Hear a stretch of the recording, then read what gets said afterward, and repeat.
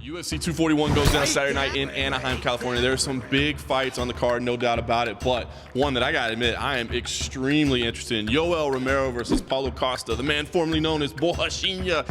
Listen, this is like the beach body clash, right? I mean, two of the most stunning physiques in all of mixed martial arts, two powerful dudes, two freaks of nature.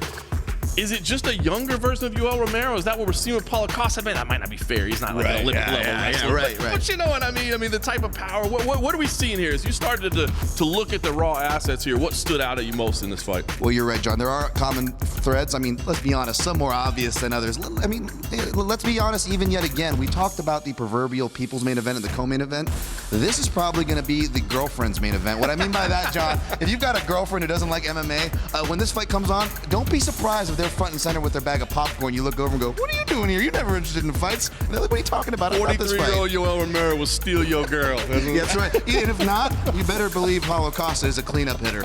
But that, in all honesty, though, Paulo Costa is more than a cleanup hitter, more than a pretty body to look at. This guy's got real skills. He's not a bully either. He doesn't just headhunt. He works the body. He changes tempo. He does feints. He does things that I really love to see, John. But at the end of the day, I'm still picking Romero here because defensively, I still don't see the head movement from Costa and the wrestling. Now, he is working with Captain Eric Albahassine, who has coached many great fighters, including wrestling standout, double champ, Henry Cejudo. I'm sure he's going to have a lot of positive influences, but that's a lot of ground to cover for a guy like Yoel Romero who's been wrestling and fighting and just performing at the highest level for, what's listed as 30 years, but who knows? He could be doing it for 40 or 50. We don't know what that Cuban age is like.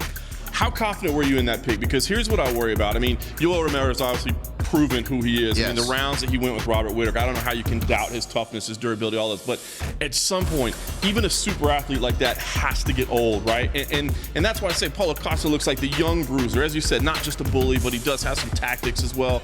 I mean, is this a case where you worry at all that maybe Romero will finally hit that point where the years of competition will catch up to him, and this is just a younger guy coming in?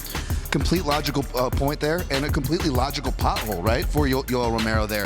That being said, maybe it's fighters like Frankie Edgar who I just, make you stop banking on that. You're like, the bottom's got to drop out sometimes, and even with fighters like Frankie Edgar lose, it's not necessarily because he's old, right? A lot of times it's a stylistic matchup. This is at the highest level. So I'm not sure if I'm going to count on the bottom to drop out, although it could happen.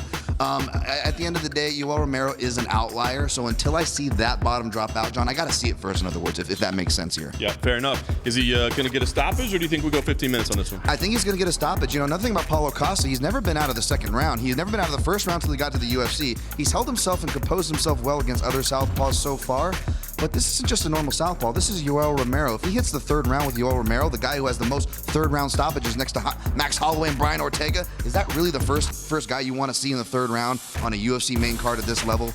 I don't think so. If it makes it that far, I think it's going to be a third-round stoppage for Yoel. Yeah, interesting enough. Well, listen, these two guys, they're not big talkers, so I don't think they're getting quite as many of the headlines as the top two fights, but a lot of implications here. Keep it on MMA Junkie all week long. We'll have you covered from Anaheim for UFC 241.